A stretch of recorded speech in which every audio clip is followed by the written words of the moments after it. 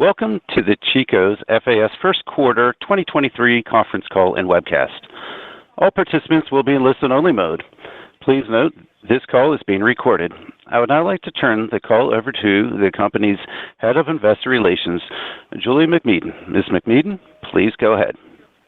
Good morning, and welcome to the Chico's FAS First Quarter 2023 conference call and webcast. For reference, our earnings release can be found on our website at www.chicosfas.com under Press Releases on the Investor Relations page. Today's comments will include forward-looking statements regarding our current expectations, assumptions, plans, estimates, judgments, and projections about our business and our industry, which speak only as of today's date. You should not unduly rely on these statements. Important factors that could cause actual results or events to differ materially from those projected or implied by our forward-looking statements are included in today's earnings release, our SEC filings, and the comments made on this call.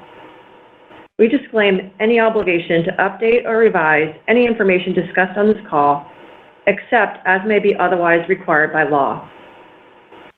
Certain non-GAAP measures may be referenced on today's call.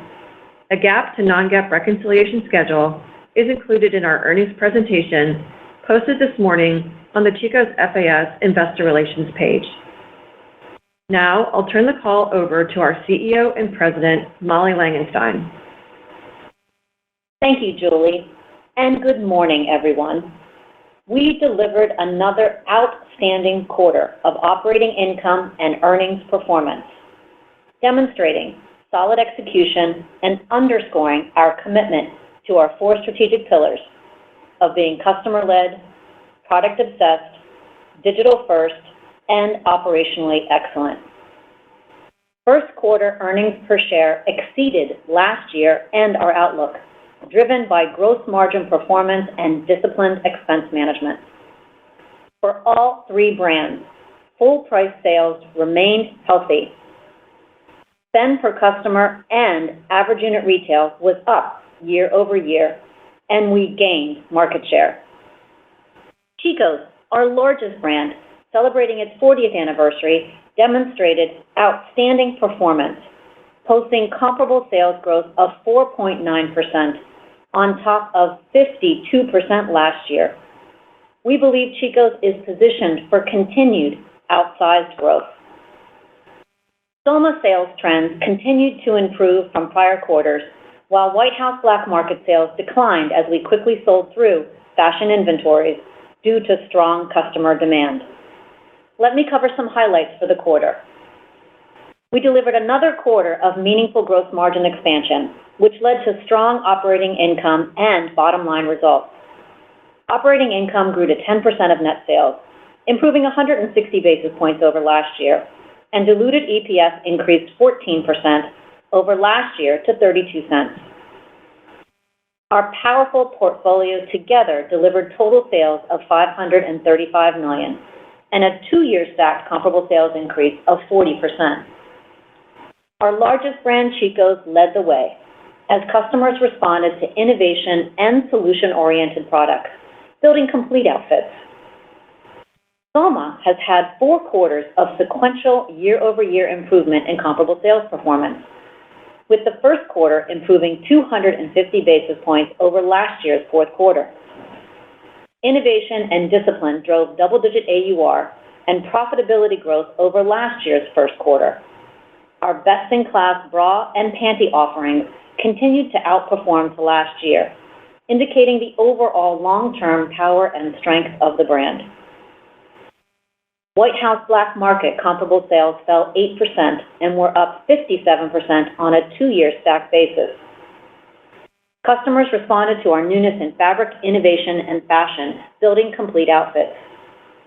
Quickly selling down our fashion inventory levels during the quarter. We expect to have more inventory in line with demand by early fall, which should drive a back half trend change. Our brands continued to take market share.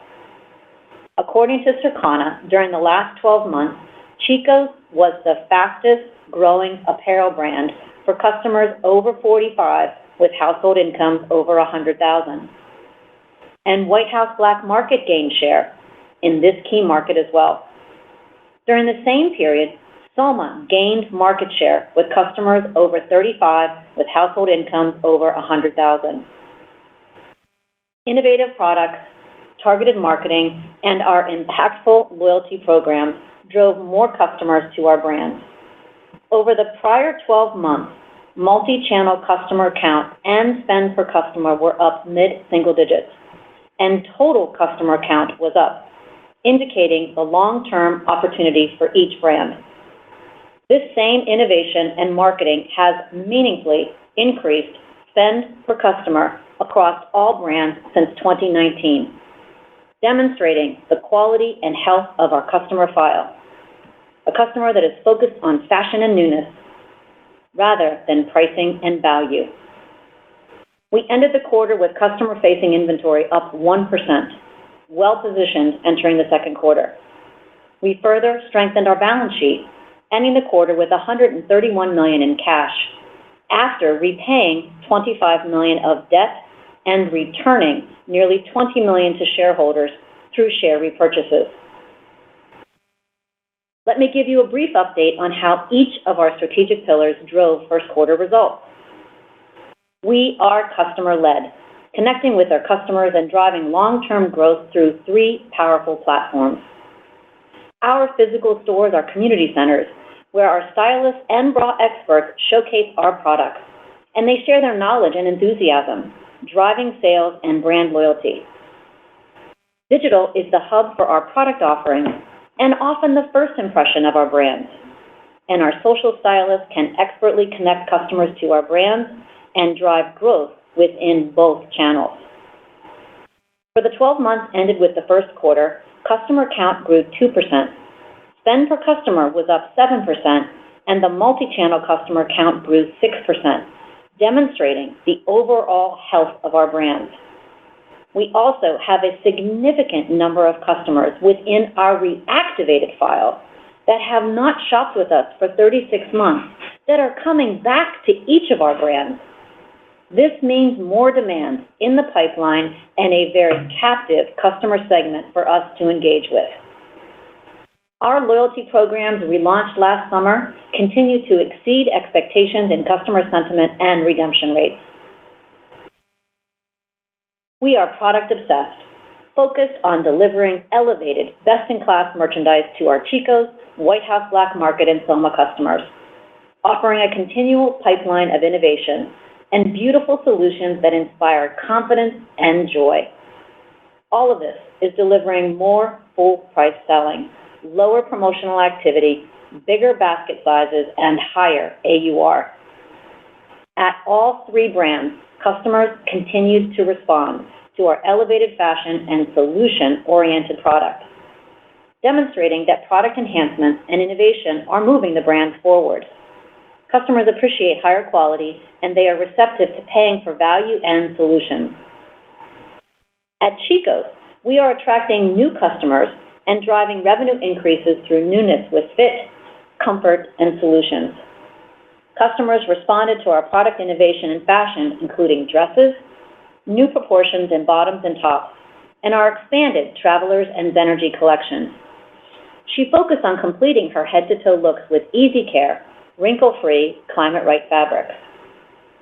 At White House Black Market, customers responded to newness in casual suiting, new proportions in bottoms, and fluid, easy fabrics in both jackets and bottoms, paired with layering tops for a polished look. Our customers responded favorably to our fashion offerings. So well, in fact, we sold through much of our fashion inventory during the quarter. We are enhancing our fashion offerings with the goal to complete the rebalance by the second half of the year.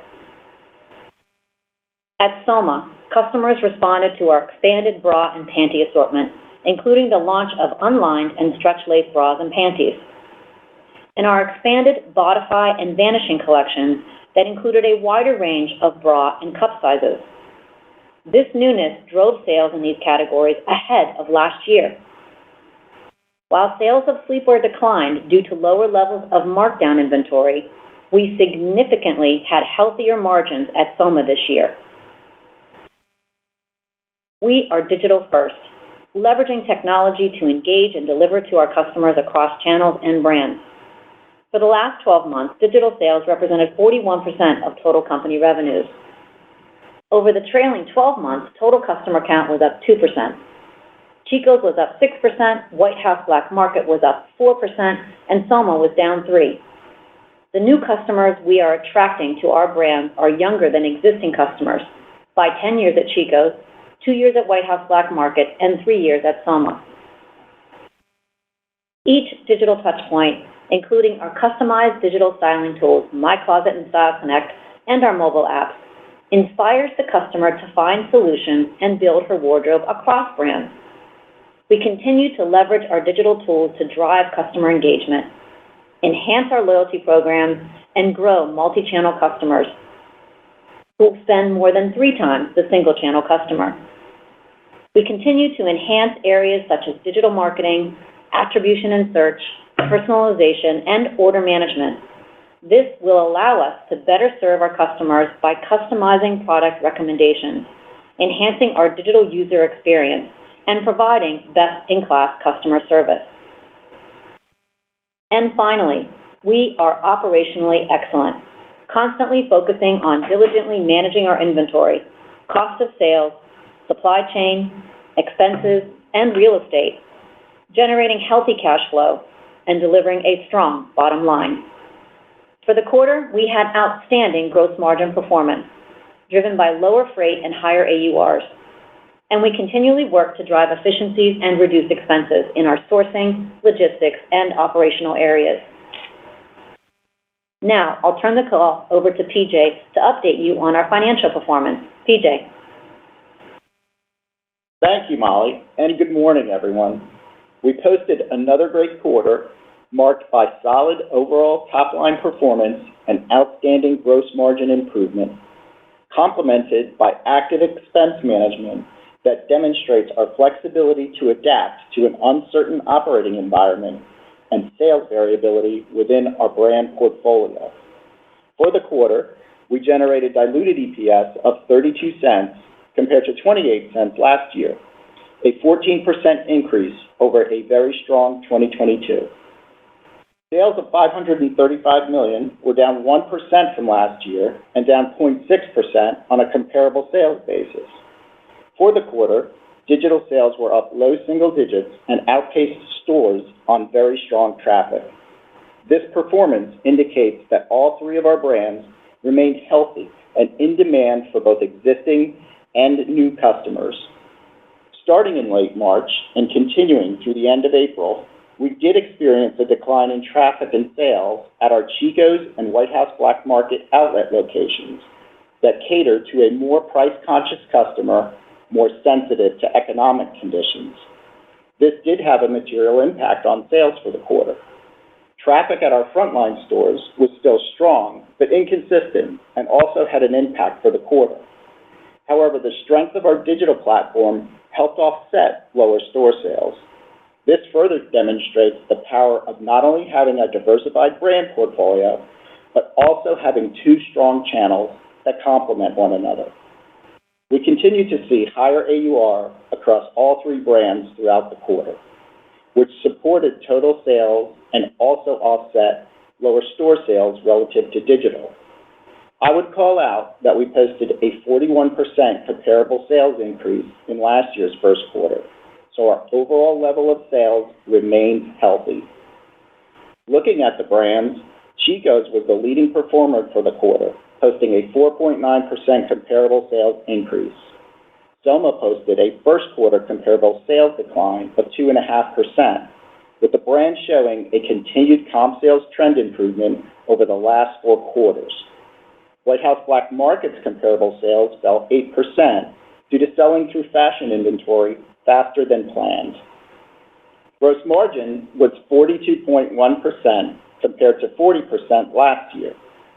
The 210 basis point increase primarily reflected lower freight costs, higher AUR, and corporate expense savings, partially offset by higher raw material and occupancy costs. Gross margin also benefited from a significant improvement at Soma, where margin was up substantially over last year. another proof point that Soma is on an upward trend compared to last year. SG&A expenses totaled $172 million, or 32.1% of sales, compared to 31.6% in the prior year. Year-over-year SG&A dollar spend was essentially flat, resulting in modest deleverage of 50 basis points. We are disciplined and thoughtful in managing expenses and will remain lean while strategically investing in areas like marketing and store payroll to support customer growth, store productivity, and long-term top-line growth. The current year SG&A rate was well below the low end of our outlook of 32.8%, helping to drive strong double-digit operating income and EPS growth. All three brands contributed to consolidated operating income of $53 million, or 10% of sales, which represented 160 basis points of improvement over last year, driven by continued gross margin expansion and expense control. We generated $63 million of EBITDA for the quarter, an 11% increase over last year, indicative of our ability to generate strong cash flow to support our strategic plan and ongoing investment in growth. Now, let's turn to our balance sheet and overall financial strength, which is rock solid.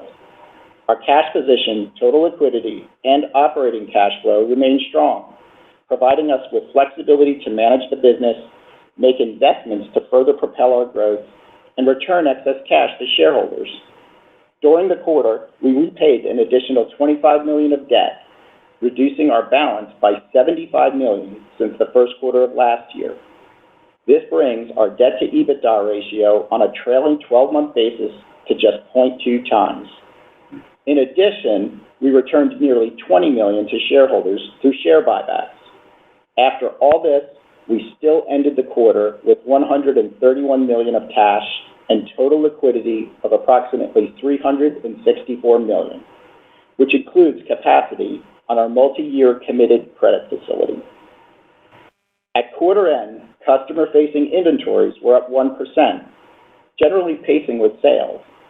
Inventories totaled $294 million compared to $326 million last year. The 10% decline primarily reflects a return to normalized supply chain conditions that resulted in significantly lower in-transit inventories. Now, let's shift our focus to real estate. In the first quarter, consistent with our strategy to optimize our portfolio, we closed 7 stores, ending the quarter with 1,262 boutiques. Closing locations has been highly accretive to our P&L, and due to our strengthened financial position, we've been able to negotiate longer-term new and renewed leases with more favorable terms in more desirable locations. We believe our fleet is right-sized and well-positioned to deliver incremental growth and profitability going forward. We will continue to actively manage our portfolio to enhance overall store and company profitability. This year, we expect to upgrade approximately 60 Chico's boutiques, and we may open up to 15 Soma boutiques if the right high-return opportunities develop. We have identified 3 stores so far and are actively looking for additional locations. Now, let me provide our updated outlook for fiscal 2023. On top of our 18% total company sales increase last year, we are planning for low single-digit top-line growth for fiscal 2023.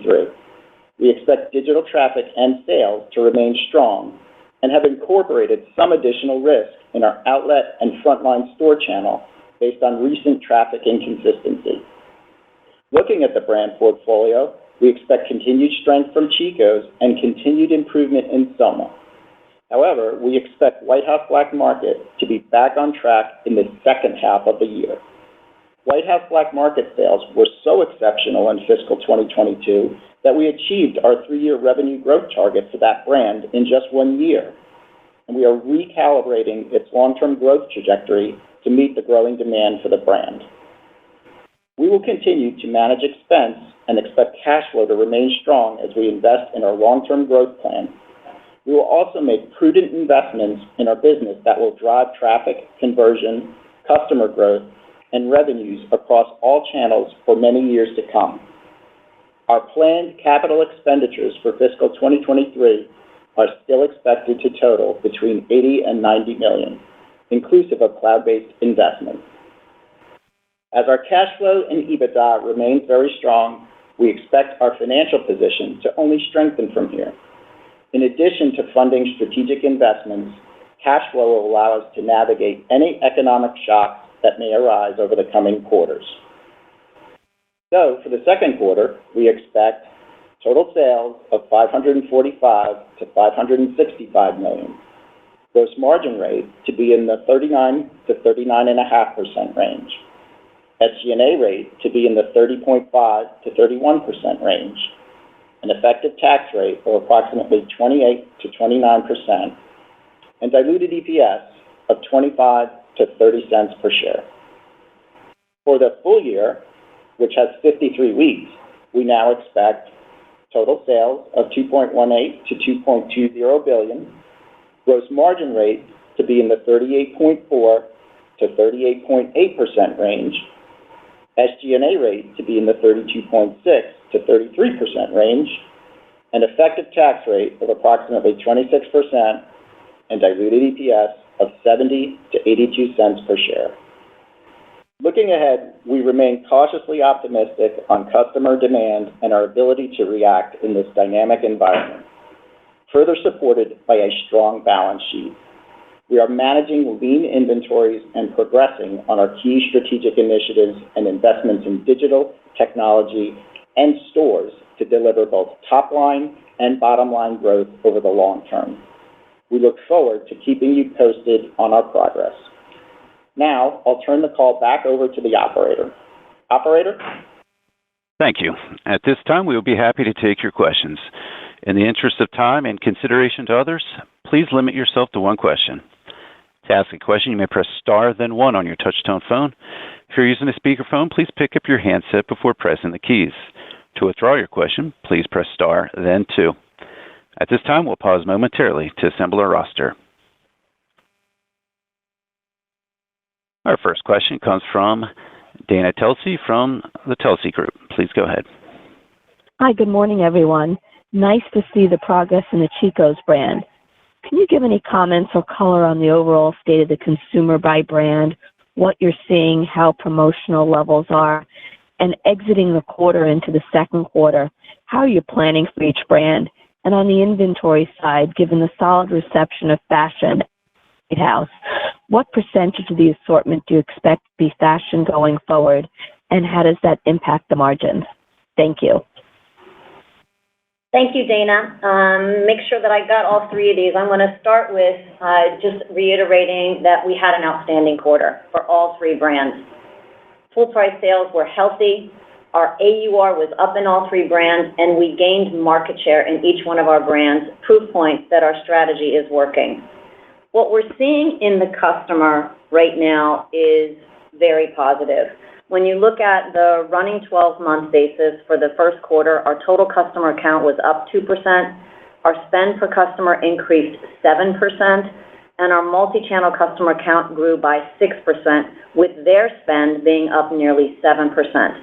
And this grew in Chico's by 6%, White House by 4%, and even though the Soma customer count was down by 3%, we look at this as a positive because what we were is less promotional in the brand for the quarter, and that last year drove one-and-done customers that did not stay with the brand. So overall, our customer file is much healthier than it has been in the past. Another data point that I'd like to reference on the customer file when we dug into the spend per customer. When we look at each brand and every segment of customer that's coming to us over time, we are seeing that their spend per customer is growing year over year from first quarter 19 to 20 to 21 to 22 to 23. So the customer is buying full price, and she is less dependent on promotionality, and we were less promotional in the quarter, which is why we delivered such strong margins for the quarter. Your second question was about exiting the quarter and our plan in terms of, I think that was inventory. Is that what it was related to, Dana? Yes, exactly. Okay. We're confident in our inventory position. We do not believe we have any liability in our inventories. Our inventories up 1% customer facing are very lean on top of last year's very lean.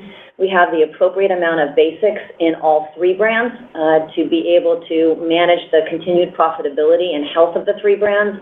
And where we have an opportunity is to continue to add more fashion to the assortment, in particular into the White House brand, and then more opportunity in sleepwear in Soma. When you break that down, which was your third question about the fashion percent assortment and where that's going to be as we move forward, our customer in both apparel brands buys complete outfits. So we need the core stability of the basics and the inventory position that we have in basics to fuel the fashion that complements that for her to complete the outfits. That's where we see opportunity in White House in particular, and we believe that will be corrected and rebalanced by starting in the back half of this year. Thank you. The next question comes from Jeff Lick from B. Riley Financial. Please go ahead. Hi, guys. Great quarter. I was wondering on gross margin, I know you don't endorse this statistic, but I'm just looking at what I kind of back into your gross margin, your merchandise margins relative to 2019. And it looks like, give or take, you're probably 1,000 basis points better than that in Q1 than you were in 2019. I was wondering if you could just kind of speak to, as we flow through the rest of the year, the sustainability of that and how you're thinking about gross margin. Yeah, Jeff, hey, it's PJ.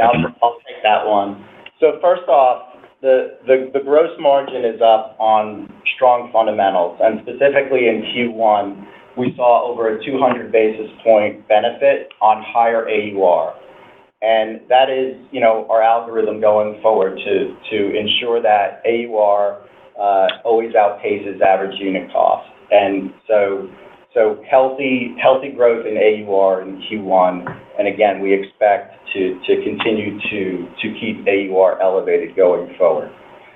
We also have seen higher raw material costs that have been embedded in gross margin for a while. Now, I will say that inbound freight costs, which have come down, have more than offset that, and we also expect that relationship to continue for the remainder of the year. So higher raw material costs offset by lower freight costs. And then the balance is just good expense management, so leveraging our cost structure that's embedded in gross margin, and we generated over 40 basis points of leverage in Q1 on corporate expense. So those are the puts and takes, but over the long term, we're really focused on growing that AUR. We're also focused on store productivity and leveraging occupancy costs, which is also a big reason why our gross margin is up since 2019. Just a quick follow-up, if I may, on Soma. Molly, obviously, Soma is the one brand I think that probably had the most pandemic noise in it the last few years. So much of kind of the sizzle to the Chico story is embedded in Soma. I'm just kind of curious if you could kind of give me your thoughts as you look at Soma as to, why you're optimistic, in some of the data, if you can maybe elaborate a little more. I know you gave some of that in the script, but maybe just a little more if you could elaborate. Absolutely, Jeff. We are encouraged by the trend at Soma, and we look forward to that continued improvement as we move through the balance of this year. And we do expect the brand to turn positive as for this full year. We remain bullish on the long-term opportunities for Soma because this segment of the market is not crowded. And there is a lot of white space for us to be able to go out and capture. And when you look at our performance consistently, each quarter, we have gained market share in the core components of bras and panties.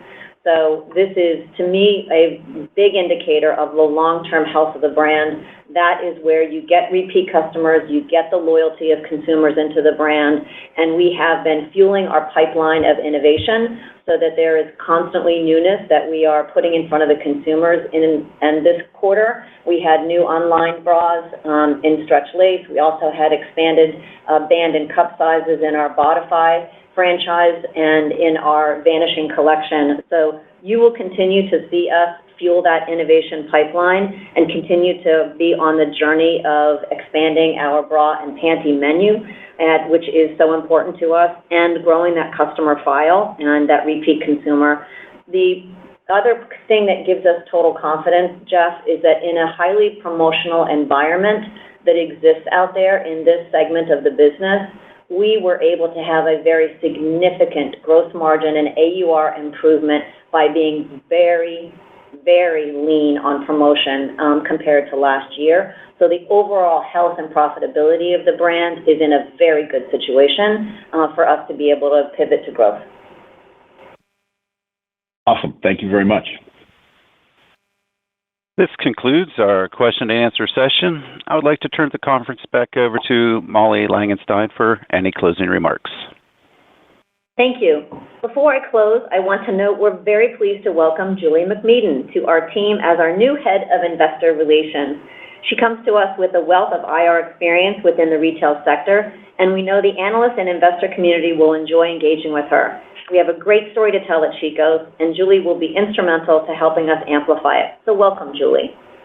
Our team has transformed the company into a customer-led, product-obsessed, digital-first, operationally excellent organization with 3 powerful brands that we believe have a clear path for profitable growth. We are confident in our ability to further enhance our operating performance, strengthen our balance sheet, and generate meaningful shareholder value over the long term.